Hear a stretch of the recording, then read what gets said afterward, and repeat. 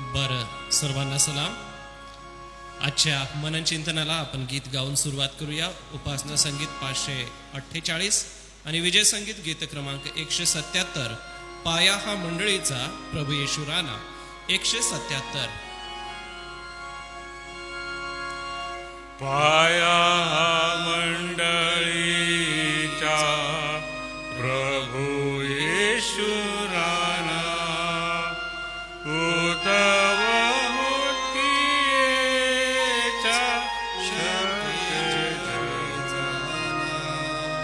स्वर्गातून तो आला शोधायला लिहिले. स्वर्गात त्याने दिला खंडिली ती रक्ते. तो सर्व राष्ट्रातून वेचित रीतीये विश्वास जन्म आणि तिचा प्रभुवे. ती वंदिना मायेका एकान सेवली. आशेने चाले का सत्कृपा पाहुनी. तिरस्काराने तिथे मनुष्य पाहते. फुटे पाखंडे याते कंटाळे भरिती. तरी सदा सद्भक्त प्रभूला प्रार्थती. ते शोकरात जाता हर्षेल प्रभाती. जगाच्या संग्रामात आशेने राहिती. त्रैकाच्या ती ऐक्यात आनंदे वसती. गुरु तू आम्हाने सद्भक्त संगती. अनंत काळी दे स्वर्गात विश्रांती. परमेश्वराला धन्यवाद असो आजच्या या सुदिन दिवसासाठी. या दिवसाची सुरुवात आपण या सुमधुर गीताच्या द्वारे केलेली असताना, प्रियजन हो, आजपासून राखेचा बुधवार म्हणजेच उपवास समयाला आरंभ होत आहे. येणाऱ्या पवित्र वचनासाठी आपण प्रभूची कृपा मागणार आहोत. आज आपल्यामध्ये सन्मान्य रेव्हरंड LP वळवी पाळक साहेब हे वचनाची घोषणा करणार आहेत. होणाऱ्या मनन चिंतनासाठी आपण प्रार्थना करूया. आमच्या दयाळू प्रभू, आम्ही तुला धन्यवाद देतो या सुदिन सकाळसाठी. एक नवा दिवस प्रभू तो आमच्या आयुष्याला जोडला व प्रतिवर्षाप्रमाणे या वर्षभरामध्ये देखील उपवास प्रार्थनेसाठी तुझी कृपा आणि तुझा अनुग्रह तो आम्हास पुरवित आहेस. आमची प्रार्थना आहे प्रभू, आजच्या मनन चिंतनाकडे आम्ही जात असताना पाळक साहेबांकरवी तू आम्हाशी बोल व आमच्या अंतकरणामध्ये तुझं हे पवित्र वचन कार्य करण्यास सबळ असं होऊ दे. वचनाची घोषणा करत असताना पाळक साहेबांना तुझी कृपा दे. सारा आदर मान महिमा प्रभू तुला असो. ही प्रार्थना धन्य तारणाऱ्या प्रभू येशूच्या गोड आणि सुमधुर नावात केली म्हणून तो ऐक. आमेन. ऑनलाईन पाहणारे प्रियजन आणि उपस्थित पाळक वर्गाच्या वतीने मी सन्माननीय रेव्हरंड LP वळवी पाळक साहेब तुमचं स्वागत करतो आणि विनंती करेन की आपण वचनाची घोषणा करावी.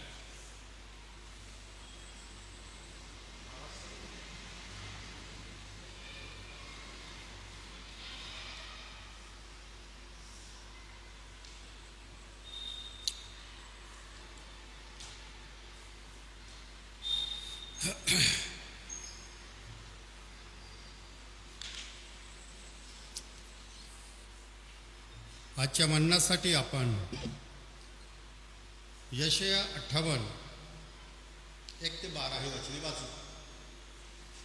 यशया 58 1 ते 12.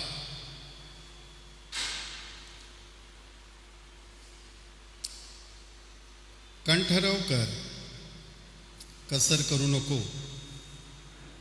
आपला स्वर करण्याप्रमाणे मोठा कर. माझ्या लोकांना त्यांचे अपराध, याकोबाच्या घराण्यास त्यांची पातके विदित कर. ते तर रोज रोज माझ्याकडे येतात, माझे मार्ग ते जाणू इच्छितात. नीतीचे आचरण करणाऱ्या व आपल्या देवाचे नियमशास्त्र न सोडणाऱ्या राष्ट्राप्रमाणे ते माझ्याजवळ रास्त निर्णय मागतात. देवाची समीपता इच्छिता. आम्ही उपास करतो, ते तू का पाहत नाहीस? तुम्ही आपल्या जीवास पीडा देतो, ती तू का लक्षात आणत नाही? पहा, आपल्या उपासाच्या दिवशी आपले कामकाज चालवता. तुम्ही आपल्या सर्व मजुराकडून काबड कष्ट करविता. पहा, हा तुमच्या उपासाचा परिणाम तर असा होतो की तुम्ही त्यावेळी कटकटी करता व दुष्टपणाने ठोसाठोसी करता.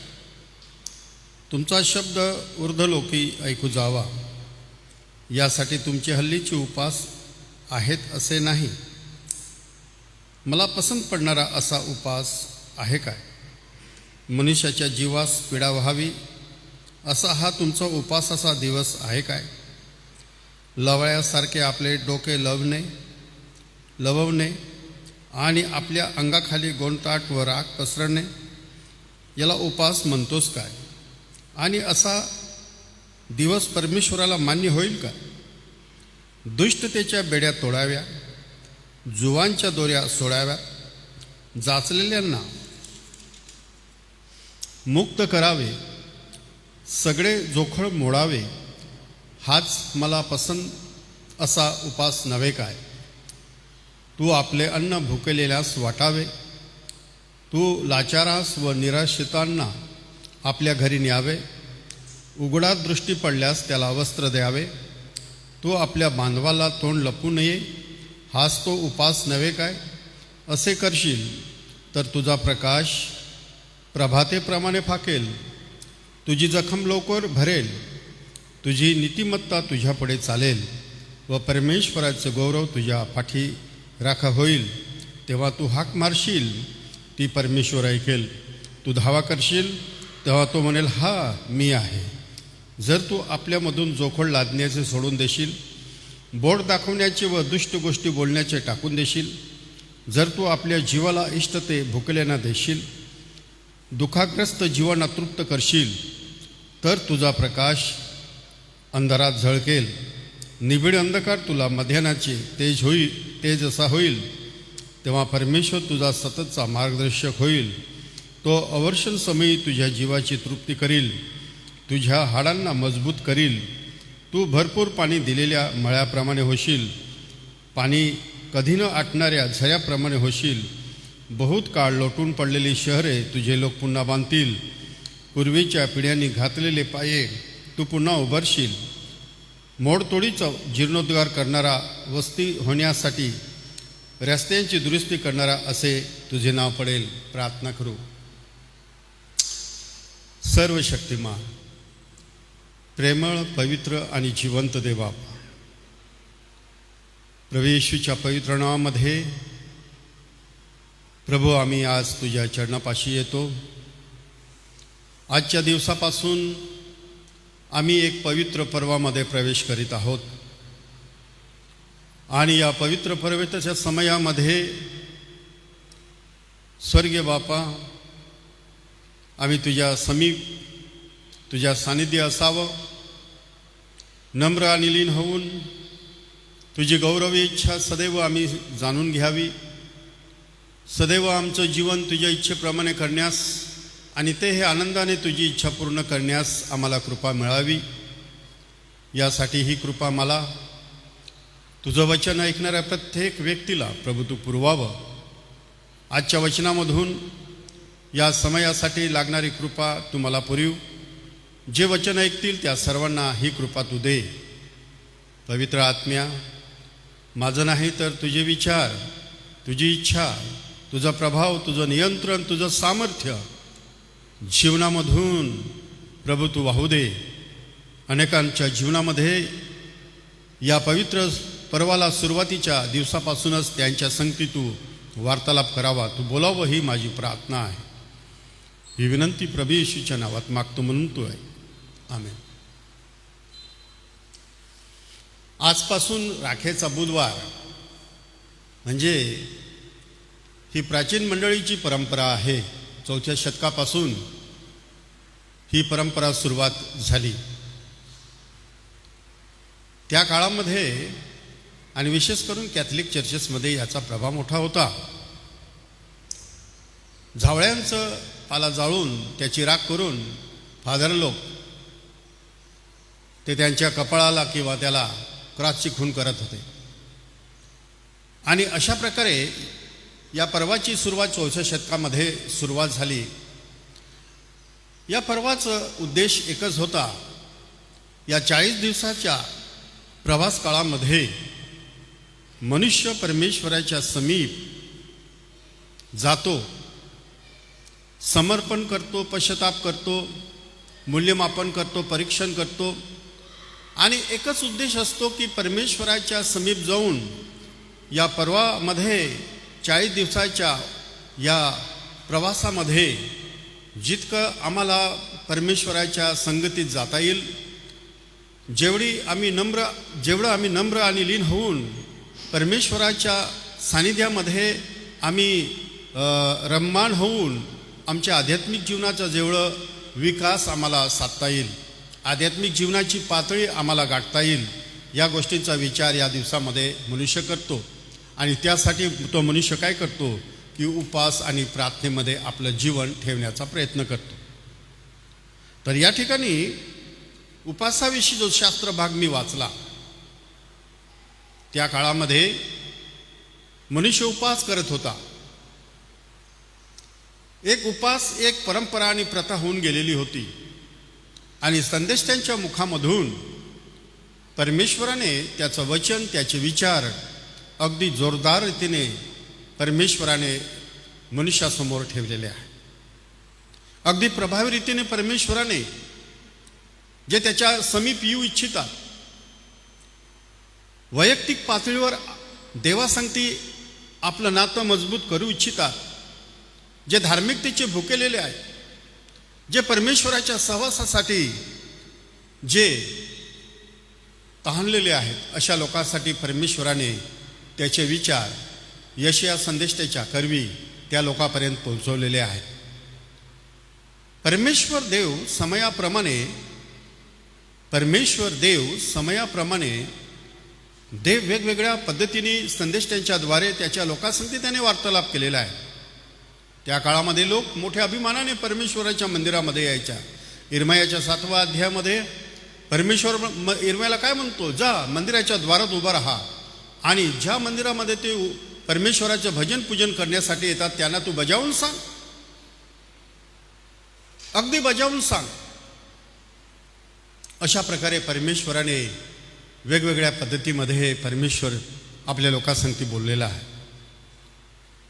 आणि आज आम्ही पाहणार आहोत राखेचा बुधवार. आम्ही वर्षाप्रमाणे आम्ही या सर्व गोष्टी करतो आणि यामध्ये विशेष करून अनेक लोक उपवासामध्ये जातात आणि उपवासाविषयी थोडे विचार, उपवास आणि प्रार्थनेविषयी आम्ही समजून घेण्याचा, मनन करण्याचा प्रयत्न आम्ही थोडा वेळ करणार आहोत. पवित्र पर्वतामध्ये आम्ही सुरुवात करतो. आजच्या दिवसापासून अनेकांनी सुरुवात केली असेल. अनेक लोक या पर्वामध्ये आजपासून जात आहे. उपवास याचा अर्थ आहे परमेश्वराच्या घराकडे जाण्याची ओढ. फार अद्भुत गोष्ट आहे. परमेश्वराच्या घराकडे जाण्याची ओढ. यासाठी ही ओढ का असते, ही धाव का असते की त्या समक्षतेमध्ये आम्ही येशूच्या समानतेमध्ये बदलाव पाहू इच्छितो. येशू ख्रिस्ताच्या समानतेमध्ये, येशू ख्रिस्ताच्या प्रतिरूपामध्ये आम्ही बदलाव करू इच्छितो.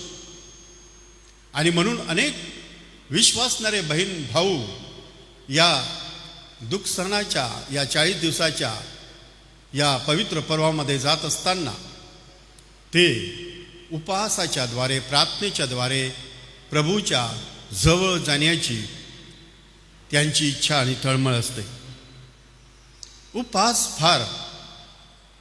उपवास करणं फारच लाभदायक आहे. माझ्या प्रियांनो, जेव्हा आमचं वय होतं त्यावेळेस आम्ही 40 दिवस उपवास केले. काही फळाच्या रसाशिवाय आम्ही काय घेतलं नाही. पण आज ती परिस्थिती आमच्यासाठी थोडं वयोमानाप्रमाणे कठीण आहे. परंतु उपवास अतिशय आध्यात्मिक जीवनासाठी लाभकारक आहे.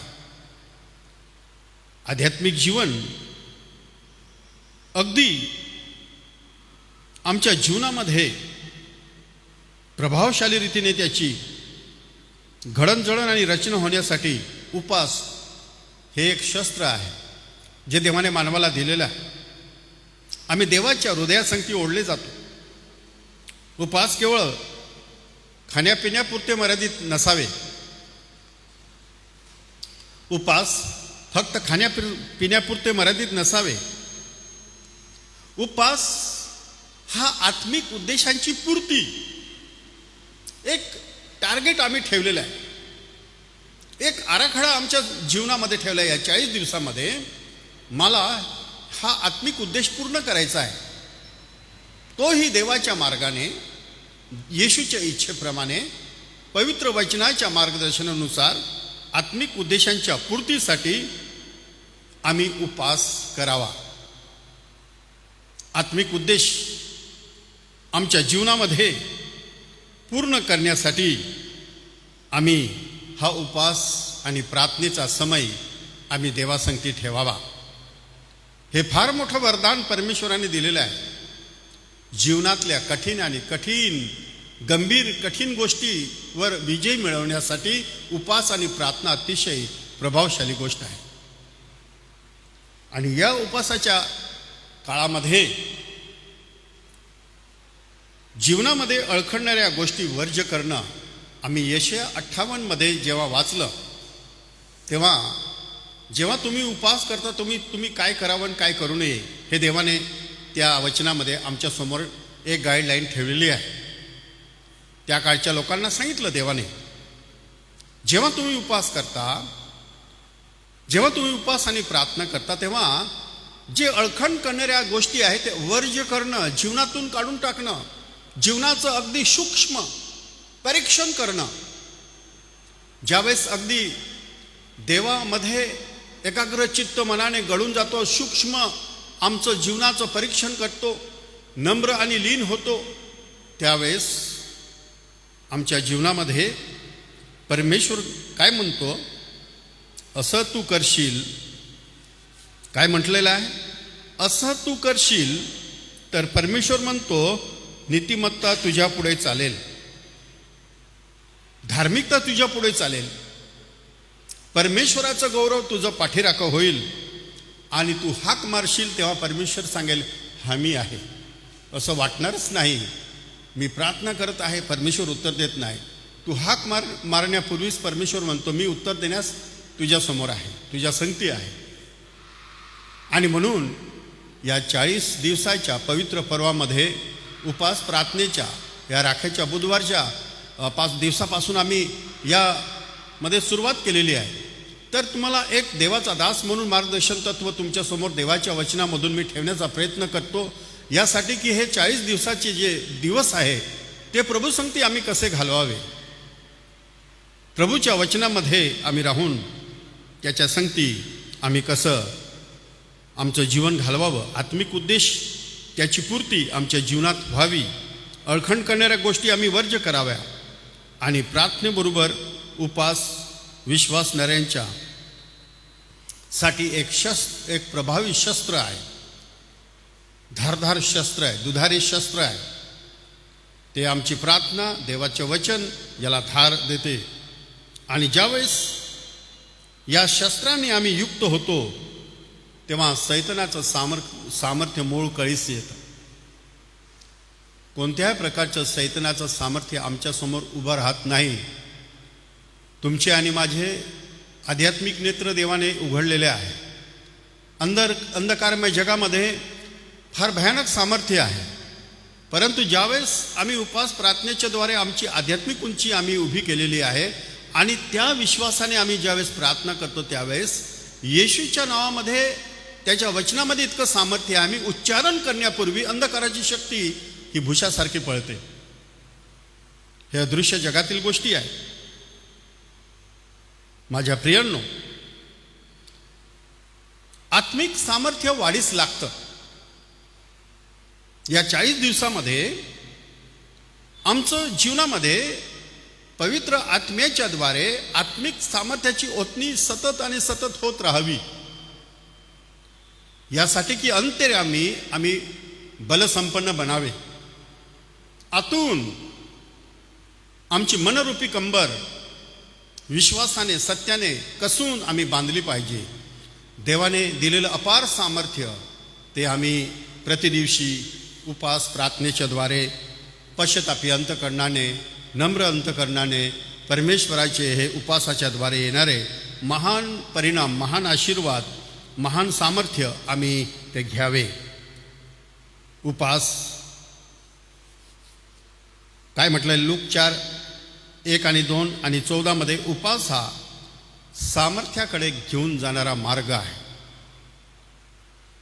उपास हा सामर्थ्याकडे घेऊन जाणारा मार्ग आहे आणि हा मार्ग इतका बलशाही बनतो, आम्हाला दैहिक गोष्टीपासून मुक्त करीत जातो. दैहिक गोष्टी, ज्या गोष्टी आम्हाला प्रभावित करतात, ज्या गोष्टी आम्हाला विचलित करतात, ज्या गोष्टी आत्मिक जीवनामध्ये पुढे जाण्यासाठी आम्हाला गतिरोध निर्माण करतात, त्या दैहिक गोष्टी पासून आम्हाला मुक्त करतं. म्हणून उपास आणि प्रार्थना, आणि विशेष करून या 40 दिवसाच्या या दुःख पवित्र पर्वामध्ये जात असताना आम्हाला विशेष रीतीने देह स्वभावाच्या प्रभावाने होणाऱ्या, आत्मिक गोष्टीला हानिकारक होणाऱ्या सर्व गोष्टीपासून आम्ही मुक्त होत राहावे. उपासाचे फायदे. उपास ज्यावेळेस आम्ही करतो त्यावेळेस दोन्ही फायदे आहेत, स्पिरिच्युअली आणि फिजिकली दोन्ही पण आहेत. उपासाचे फायदे आहे हे पवित्र आत्म्याचे अगदी ठोस प्रभावी मार्गदर्शन मिळण्याचं एक प्रभावी शस्त्र आहे. पवित्र आत्म्याचं अचूक मार्गदर्शन मिळवण्यासाठी उपास आणि प्रार्थना हे प्राप्त करण्याचं एक साधन आहे. दानियल 9 मध्ये आम्ही पहा, प्रेषितांचं कृत्य 13वा अध्याय 1 ते 3 मध्ये आणि 14वा अध्याय 21 ते 23 मध्ये ही जी वचने आम्ही वाचतो त्यावेळेस उपास प्रार्थनेमध्ये व्यक्ती काही प्रसंगासाठी देवाच्या सानिध्यामध्ये निघून गेले आणि आम्हाला समजतं देवाच्या वचनामधून परमेश्वराच्या आत्म्याने त्यांना अचूक असं मार्गदर्शन दिलेलं आहे. अचूक प्रभावशाली रीतीने परमेश्वराने मार्ग दाखवलेला आहे. प्रियजन हो, जे आम्ही 40 दिवसाच्या उपासामध्ये जात असताना आम्हाला अचूक असं देवाची इच्छा समजून घ्यायची असेल पवित्र आत्म्याच्या मार्गदर्शनानुसार, तर देवाच्या इच्छेप्रमाणे, देवाच्या वचनाप्रमाणे आमची उपास आणि प्रार्थना आम्ही देवाच्या वचनात सांगितल्याप्रमाणे आम्ही करावी. आणि आमच्या उपासाच्या दिवसामध्ये जे प्रभूला नको असलेल्या गोष्टी आम्ही वर्ज्य करत जाव्या. त्यावेळेस परमेश्वर प्रभावी रीतीने, मी सांगितल्याप्रमाणे, परमेश्वर मला हाक मार, मी तुला उत्तर देईन. परमेश्वर तुझ्या संगती तुझी त्याची धार्मिकता मध्यान्हासारखी. स्तोत्र 37 मध्ये काय म्हटलेलं आहे, तुझी धार्मिकता मध्यान्हासारखी उत्तर वाढत जाईल. फार अद्भुत रीतीने परमेश्वर या गोष्टी आमच्या जीवनामध्ये ठेवतो. हे उपासाचे फायदे आहे. आमचं आत्मिक जीवनाचं स्तर उंचावले जातात. आमचे आत्मिक जीवनाचे स्तर उंचावले जातात आणि पवित्र आत्मा आमच्या जीवनाच्या वेगवेगळ्या पातळीवर काम करतो. आता मी मागे सांगितलं होतं की या गोष्टीविषयी मी बोलणार आहे. त्यावेळेस देवाच्या वचनामधून ज्यावेळेस मी पाहिलं त्यावेळेस मला समजतं देवाच्या वचनामधून मी सांगण्याचा प्रयत्न केला की माणसाची आत्मिक जीवनाची स्तर आहे, पवित्र आत्मा कसा काम करतो. तर त्यामध्ये असं म्हटलेलं आहे की पहिला जो स्तर आहे त्यामध्ये आम्ही पाहतो की त्याच्यामध्ये नेफिश हा शब्द हिब्रू शब्द वापरलेला आहे आणि जीवन देणारं किंवा भौतिक स्तरावर रक्तामध्ये जीवन नियंत्रित करणारं जी प्रणाली आहे त्यामध्ये भूक आहे, तहान आहे, झोप आहे, भय आहे आणि या ठिकाणी आम्ही पाहतो हा स्तर आहे. दुसरा जो स्तर आहे तो आहे रुआख. रुआख जो आहे वायुमंडल, हवा, श्वास आणि आत्मिक चेतना, यामध्ये भावना आहे, नैतिक स्तर, चांगले वाईट, या सर्व गोष्टी या स्तरामध्ये येतात. हे मनुष्यामध्ये पण आहे, प्राण्यामध्ये पण आहे. परंतु ज्यावेळेस मानवाला निर्माण केलं त्यावेळेस देवाने काय केलं माहीत आहे का? देवाने त्याच्यामध्ये निस्मा हा शब्द श्वास फुकला, निस्मा. म्हणून प्राण्यापेक्षा मनुष्य वेगळा आहे. त्याचा अर्थ काय आहे? दिव्य बुद्धी, आत्मिक समज, उत्पत्ती 2:7. देवाने त्याच्यामध्ये निस्मा टाकला आणि म्हणून नीतिवचन काय म्हणतं की देवाने दिलेला आत्मा मनुष्याचं दीप आहे. काय म्हटलेलं आहे? मनुष्याचा दीप आहे. आणि म्हणून ज्यावेळेस सैतान आमच्या नेसिमवर, रुआखवर, शरीरावर प्रहार करतो, मलिन करतो आमची भावना, विचार, सर्व गोष्टी, तेव्हा हा देवाने दिला जो निस्मा आहे तो विझला जातो, खिन्न केला जातो, दुःखित केला जातो. आणि म्हणून आत्मिक स्तर वाढत नाही माणसाचा, आत्मिक स्तर वाढत नाही. आणि म्हणून या ठिकाणी आम्ही पाहतो की त्याचा आत्मिक स्तर वाढत नाही. तर या ठिकाणी आम्ही पाहतो तेव्हा असं म्हटलेलं आहे, चौथा जो स्तर आहे तो खय्या, जीवनशक्ती, विचार बदलतो, दिव्य सामर्थ्य. या ठिकाणी या स्तरामध्ये मृत्यूवर विजय मिळवण्याचं सामर्थ्याने तो जगतो. मृत्यूवर विजय मिळवण्याचं सामर्थ्य, जगलो ख्रिस्त, मृत्यू हला, हा स्तर आहे तो. आणि मनुष्य विश्वासाने या आत्मिक विकासाकडे निघून जातो. अद्भुत आहे. आणि जेव्हा आम्ही पाहतो हा स्तर प्रेषित, भविष्यवक्ते यांच्यामध्ये आम्हाला पाहायला भेटतो विशेष करून. आणि पाचवा जो स्तर आहे यखिदा, याचा अर्थ देवाबरोबर पूर्ण एकता. आत्मिक जीवनाचा विकास एक एक स्तरामधून परमेश्वर मानवाला घेऊन जात असतो. यखिदा म्हणजे परमेश्वरासंगती पूर्ण एकता. म्हणून येशू ख्रिस्त काय म्हणतो? मी आणि माझा पिता एक आहे. जे माझा पिता करतो तेच मी करतो, जे माझा पित्यापासून मी पाहतो तेच मी करतो. पूर्ण ऐकता, यखिदा. अशा रीतीने मनुष्य त्याच्या आत्मिक स्तरामध्ये तो विकास करीत. पूर्ण समर्पण. गलती 2:20 मध्ये ख्रिस्त माझ्या ठाई जगतो, मी ख्रिस्तामध्ये जगतो. आणि म्हणून पौल म्हणतो तुमचं जीवन ख्रिस्त येशूमध्ये गुप्त ठेवलेलं आहे. जेव्हा तो प्रगट होईल तेव्हा ते प्रगट केले जाणार आहे. किती अद्भुत रीतीने पौलाचं जीवन किती विकसित झालेलं होतं. तो म्हणतो अरे हे शरीर पौलाचं दिसतं, ज्याने असंख्य मारहाण सहन केली, कष्ट, उपासमार, सगळं, पण जीवन आहे ते ख्रिस्ताचं आहे. ख्रिस्त माझ्यामध्ये जगतो. या स्तरापर्यंत पोहोचणं साधी गोष्ट नाही. संघर्ष तीव्र होत जातो, परीक्षा येतात, यातना येतात, क्लेश येतात. कोणी तुम्हाला स्वीकारणार पण नाही. ते एक वेगळेपणाचं जीवन असतं, फार अद्भुत जीवन असतं. आणि म्हणून या ठिकाणी असं म्हटलेलं आहे, पहिले थेसलनी 5:23, तो काय म्हणतो? तुमचं प्राण, जीव आणि आत्मा प्रभूच्या दिवसापर्यंत निर्दोष आणि निष्कलंक असं राखलं जावं. तर माझं सांगायचं उद्देश एक वरवर मी थोडं याचं एक गाईडलाईन्स दिलेली आहे की आत्मिक जीवनामध्ये परमेश्वर कसं काम करायला जात असतो, आमची उपासाचे फायदे. आणि म्हणून मत्ते 6 आणि उपासाद्वारे आज्ञा पालनाचे जो उपास आम्ही देवाच्या वचनाप्रमाणे करतो त्यावेळेस आम्हाला आज्ञापालनाचे आशीर्वाद मिळतात. उपासाच्या द्वारे आम्हाला विजय मिळतो. यहोशापाताने राष्ट्रव्यापी उपास त्याने जाहीर केला. दुसरे इतिहास 20 1 ते 30 आम्ही पाहतो. त्याला समजलं की उपासाच्या द्वारे आम्हाला विजय मिळतो. मत्ते 17:20 दुष्ट आत्म्यावर अधिकार आम्हाला मिळतो. उपासाच्या द्वारे स्वप्न आणि दृष्टांत आम्हाला प्राप्त होतात आणि उपासाच्या द्वारे आत्मिक नाते मजबूत होते. येशू ख्रिस्ताने 40 दिवस उपास केले आणि आपल्या सेवेची सुरुवात केली. आम्हाला आत्मिक पारख मिळते, आत्मिक पारख समज मिळतो. आम्ही ओळखू शकतो आमच्यासमोर येणारी ही व्यक्ती आहे, ही देवापासून बोलते की देवापासून नाही. ज्यावेळेस त्याचे शब्द येतात आमच्या मध्ये असलेला आत्मा सांगतो हे माझ्यापासून नाही. आणि सैतानाचे डावपेच आम्हाला कळतात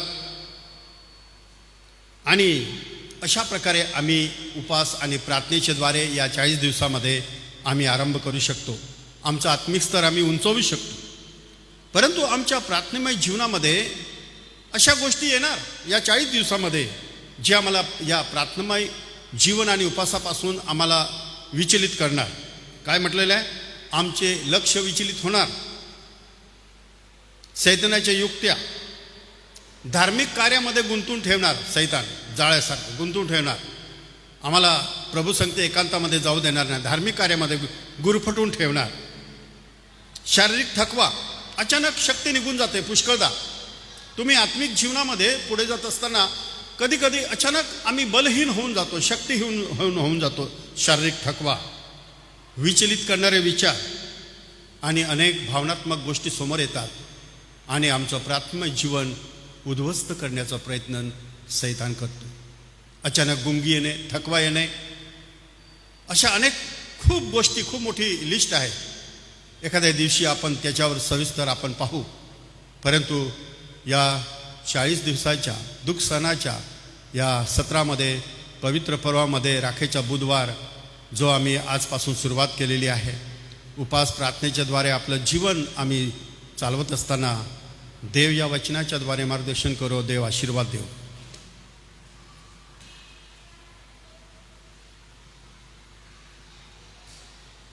मी पाळक साहेबांचं मनपूर्वक आभार मानतो. अतिशय सोप्या भाषेत आणि अतिशय महत्त्वपूर्ण हे देवाचं पवित्र वचन आमच्यापर्यंत आलेलं आहे.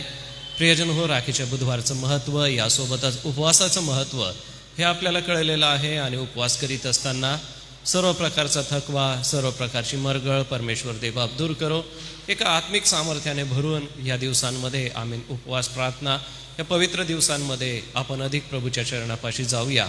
मी परमेश्वर पित्याला पुन्हा एक वार धन्यवाद देतो आणि पाळकसाहेब आपलं मनपूर्वक आभार मानतो आज पवित्र वचनाच्या मनन चिंतनासाठी.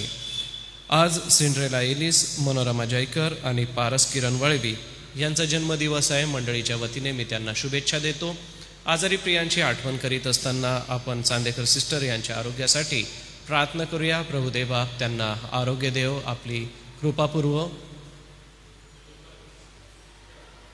फिलिप वर्गीस का बरं नाही का त्यांना?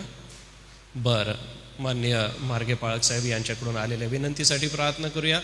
फिलिप वर्गीस यांना बरं नाही आहे, प्रभुदेव त्यांना आरोग्य देव. सोबतच प्रियांक वळवी याच्यासाठी देखील आपण प्रार्थना करूया. प्रभू त्याला आरोग्य देव. इयत्ता 10वी 12वीच्या आता परीक्षा सुरू आहेत, यासाठी देखील आपण प्रार्थना करूया. सोबतच आपण श्रावणी या ठिकाणी होत असलेल्या मेळाव्यासाठी जे सन्माननीय वक्ते येणार आहेत, रेव्हरंड स्टॅनली जॉन यांच्यासाठी प्रार्थना करूया. त्यांचं येणं प्रभूने आशीर्वादित करावं यासाठी प्रार्थना करूया. यासोबतच जे विषय आहेत ते सगळे घेऊन सन्माननीय रेव्हरंड विश्वास पाडवी साहेब, मी तुम्हाला विनंती करणार आहे की सर्वांच्या वतीने तुम्ही प्रार्थना करा. मग आपण प्रभूची प्रार्थना म्हणू आणि आशीर्वाद देण्यासाठी आजचे नियोजित वक्ते रेव्हरंड LP वळवी पाळक साहेब पुढे येऊन आशीर्वाद देतील.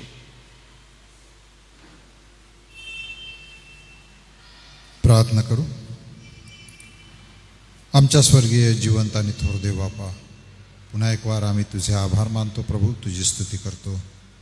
आजच्या या लहानशा भक्ती आराधनेमध्ये प्रभू तुझ्या वचनाद्वारे तू आम्हाला प्रभू देवापा पुन्हा एकदा उपास समयामध्ये विश्वासणाऱ्याने उपास करायचे तर ते का करायचे, उपासामध्ये परमेश्वराचा हेतू काय आहे आणि उपास केल्याने काय कार्यसिद्धी होणार आहे. परमेश्वरा, अतिशय महत्त्वाचा ख्रिस्ती जीवनातला हा भाग आहे आणि खरोखर प्रभू देवापा आमचं ख्रिस्ती जीवन जर आम्हाला मजबूतीकडे सामर्थ्याने भरलेलं असावं यासाठी प्रभू देवापा आम्हाला उपास समयात जाणं गरजेचं आहे. उपासाचं महत्त्व समजणं गरजेचं आहे, कारण त्याद्वारेच प्रभू अनेक प्रकारच्या गोष्टी ज्या स्वर्गीय गोष्टी आहेत त्या आम्हाला प्राप्त होतात. आणि आम्ही तुझ्या वचनामध्ये देखील वाचतो प्रभू देवापा, ज्या ज्या वेळेला मोठ्या गोष्टी या जगात घडल्या त्या वेळेला प्रभू तुझ्या दासांनी उपास केले आहेत असं आम्हाला त्या ठिकाणी दिसून येतं. मोशेने प्रभू देवापा सिनाय पर्वतावर 2 वेळा उपास केले आणि प्रभू एक मोठं राष्ट्र निर्माण झालं. राष्ट्रासाठी कायदा दिला गेला, राष्ट्रासाठी एक प्रभू देवापा परमेश्वराची इच्छा प्रगट केली गेली आणि त्या राष्ट्राने जो सेनाधीश परमेश्वर आहे, जो सनातन परमेश्वर आहे, त्या परमेश्वराला राष्ट्रांसमोर प्रगट करावं यासाठी नीती नियम लावून दिले गेले. आणि प्रभू देवापा खरोखर तेव्हापासून जो परमेश्वर आहे त्या परमेश्वराचं प्रगटीकरण येणाऱ्या युगामध्ये सतत आणि सतत प्रभू देवापा या जगाला होत राहिलेलं आहे. येशू ख्रिस्ताने देखील प्रभू देवापा 40 दिवसांचे उपास केले आणि प्रभू देवापा जे वधस्तंभाचं अद्भुत कार्य आहे ते अद्भुत कार्य त्यांनी अगदी सैतानावर विजय मिळवून साध्य केलं आणि सर्व मानवजात आज त्या वधस्तंभाच्या कार्याखाली प्रभू मुक्त झालेले आहे. जो कोणी प्रभू देवापा तुझ्यावर विश्वास ठेवतो, पश्चाताप करतो आणि त्याला तू पापक्षमा दिलेली आहे. परमेश्वरा, उपासाचं महत्त्व हे अद्भुत आहे. उपास आम्ही केले पाहिजे, परंतु प्रभू देवापा आम्ही रूढी परंपरा आणि करावयाचं म्हणून नाही, तर प्रभू देवापा आम्ही आत्म्यामध्ये लीन व्हावं, दीन व्हावं, कष्टी व्हावं, शोक करावं, रडावं आणि काहीतरी महान उद्देश घेऊन आम्ही उपासाला प्रभू देवापा फॉलो करावं. म्हणून या दिवसामध्ये जे जे विश्वासणारे ज्या ज्या मंडळ्या प्रभू देवापा उपासामध्ये जातील त्यांना तू विशेष करून तुझ्या आत्म्याद्वारे स्वर्गीय ज्ञान दे आणि अंतःकरणपूर्वक प्रभू देवापा तुझी सेवा करण्यासाठी लागणारी शक्ती त्यांनी उपासाद्वारे मिळवून घ्यावी. म्हणून प्रत्येकाच्या जीवनामध्ये तू कार्य कर अशी आम्ही तुला प्रार्थना आणि विनंती करतो. आमच्या मंडळीसाठी आमची विनंती आहे, प्रार्थना आहे प्रभू देवापा. मंडळीमध्ये महिला मंडळ आहे, संडे स्कूल आहे, तरुण संघ आहे आणि ही सर्व सेवा कार्य प्रभू देवापा येणाऱ्या दिवसामध्ये अधिकाधिक प्रभू देवापा ख्रिस्ताच्या ओळखीमध्ये वाढत जावं, ख्रिस्ताच्या ओळखीमध्ये प्रभू देवापा मजबूत होत जावं. म्हणून प्रत्येक भाग घेणाऱ्याला, विश्वास ठेवणाऱ्याला प्रभू या कार्यक्रमाद्वारे तू आशीर्वादित कर अशी आम्ही तुला प्रार्थना आणि विनंती करतो. प्रभू, आमची प्रार्थना आहे आजारी जनांसाठी. जे जे लोक प्रभू देवापा मंडळीमध्ये आजारी आहेत, बिछाण्यावर आहेत, अशा सर्व जणांची आम्ही आठवण करतो. लागणारी शक्ती, लागणारे आरोग्य, लागणारे प्रभू देवापा उपचार त्यांच्यावर होत असताना परमेश्वरा त्यांना तू अद्भुत रीतीने पुन्हा एकदा एक नवीन आरोग्य दे आणि त्यांच्या मुखामध्ये तुझी स्तुती घाल अशी आम्ही तुला प्रार्थना आणि विनंती करतो. म्हणून चांदेकर सिस्टर आहे आणि फिलिप ब्रदर आहेत, आणखी प्रभू जे कोणी आहेत अशा सर्वांची आम्ही आठवण करून त्यांना तुझ्या पवित्र आणि आरोग्यदायी हातामध्ये आम्ही सुपूर्द करतो. त्यांचं तू सहाय्य हो, त्यांना तू आरोग्य दे अशी आम्ही तुला प्रार्थना आणि विनंती करतो. प्रभू, आमची प्रार्थना आहे आज ज्यांचे जन्मदिवस आहे अशा सर्व प्रियजनांची आम्ही आठवण करतो आणि त्यांच्यासाठी प्रार्थना करतो. सिंड्रेला, एलिस, मनोरमा जयकर, पारस किरण वळवी या प्रियांना प्रभू देवापा गेल्या वर्षभर तू सांभाळलं, त्यांच्याबरोबर तू राहिलास. तुझी कृपा, तुझं आरोग्य, तुझं संरक्षण त्यांना तू दिलंस. आभार मानतो आणि तुझी स्तुती करतो. येणारं वर्ष त्यांच्यासाठी प्रभू देवापा पुन्हा एकदा एक चांगलं वर्ष असावं, आरोग्याचं वर्ष असावं. ते जे काही करत आहेत प्रभू त्यामध्ये त्यांना यश मिळावं आणि प्रभू तू त्यांच्या संगती आहेस असा विश्वास त्यांचा वाढत जावा. म्हणून परमेश्वरा, येणाऱ्या वर्षात त्यांना तू अधिक आशीर्वादित कर, अशी आमची प्रार्थना आणि विनंती आहे. प्रभुदेवा, आम्ही उद्याच्या दिवसासाठी देखील प्रार्थना करतो. महिलांचं संमेलन आहे आणि प्रभुदेवा, जे तुझे सेवा करणारे सेवक आहेत प्रभुदेवा, ते येणार आहेत आणि प्रभू एक दिवसभर प्रभू एक सुंदरसं संमेलन या ठिकाणी होणार आहे. आणि अशा संमेलनामधून प्रभुदेवा तुझ्या वचनाचं मार्गदर्शन, तुझं वचन प्रभू, त्यामधून अनेक प्रकारच्या गोष्टी शिकण्यासाठी परमेश्वरा, या संमेलनामधून प्रत्येक स्त्रियांना प्रभुदेवा तुझा स्पर्श व्हावा, एक नवीन दृष्टी मिळावी, नवीन आध्यात्मिक जीवनाची मजबूती मिळावी आणि हे संमेलन अतिशय आशीर्वादित व्हावं म्हणून आम्ही तुला प्रार्थना आणि विनंती करतो. प्रभुदेवा, 24, 25 आणि 26 या दिवसांमध्ये प्रभुदेवा श्रावण या ठिकाणी जो आध्यात्मिक मेळावा आहे परमेश्वरा, त्या मेळाव्याची देखील आम्ही आठवण करतो, प्रार्थना करतो. प्रभुदेवा, अनेक लोक येतील आणि प्रभुदेवा त्यामुळे सहभागी होतील. परमेश्वरा, येणाऱ्या सर्वांना तुझी कृपा तू दे आणि प्रभुदेवा त्यांनी वचन ऐकून आनंद करावा, वचन ऐकून ते स्वीकारावं आणि त्याप्रमाणे चालण्या वागण्यासाठी प्रभू तुझा मार्ग धरून चालावं. यासाठी प्रभू येणाऱ्या प्रत्येक विश्वासणाऱ्या मंडळांना तुझी कृपा तू दे आणि येणाऱ्या दिवसामध्ये प्रभू त्या विभागामध्ये एक नवीन साक्ष तू निर्माण कर, अशी आम्ही तुला प्रार्थना आणि विनंती करतो. प्रभुदेवा, या दिवसामध्ये आम्ही सर्वजण आमचं लक्ष तुझ्याकडे लावत असताना प्रभू अधिक चांगल्या रीतीने गंभीरतेने प्रभू हे दिवस आम्ही घालवावे म्हणून लागणारी कृपा तू आम्हाला दे, अशी आम्ही तुला प्रार्थना आणि विनंती करतो. यावेळेला आम्ही सर्वजण तुझ्या हातामध्ये पडतो. येशूच्या नावाने ही प्रार्थना केली म्हणून तो ऐक. आमेन. धन्यवाद पाळक साहेब. आपण प्रभूने शिकवलेली प्रार्थना म्हणू, त्यानंतर रेव्हरंड LP वळवी पाळक साहेब आशीर्वाद देतील. हे आमच्या स्वर्गातील पित्या, तुझे नाव पवित्र मानिले जाओ, तुझे राज्य येऊ, जसे स्वर्गात तसेच पृथ्वीवरही तुझ्या इच्छेप्रमाणे हो. आमची रोजची भाकर आज तू आम्हास दे, आणि जसे आम्ही आमच्या ऋण्यास ऋण सोडितो तशीच तू आमची ऋणे आम्हास सोड, आणि आम्हास परीक्षेत आणू नकोस, तर आम्हास सर्व वाईटापासून सोडी, कारण की राज्य, सामर्थ्य आणि गौरव ही सर्व काळ तुझीच आहे. आता आपल्या प्रभू येशू ख्रिस्ताची कृपा, देवबापाची महान प्रीती, पवित्र आत्म्याची गोड सहभागिता इथे जमलेल्या सर्व तुझ्या प्रिय दासांबरोबर, ऑनलाईनमध्ये ऐकणारं जे देवाचं वचन ज्याने ऐकलं त्या सर्वांबरोबर, देवाची प्रिय मंडळी आणि निवडलेले राष्ट्र इस्रायलाबरोबर प्रभू येशू तू येईपर्यंत असो. आमेन. ख्रिस्त पवित्र शांती सत्प्रीती शोभा सौंदर्य माझी याची वली येशू पवित्र तू शुद्ध मज करी तुझे सौंदर्य दिसो याची वरी. उद्यासाठी सूचना आहे. उद्या महिला मंडळाचं एक दिवसीय शिबिर असल्या कारणाने सकाळचं मनन चिंतन होऊ शकणार नाही, परंतु शुक्रवारी रेग्युलर सकाळी 10 वाजता आपलं मनन चिंतन होईल. सर्वांना सलाम.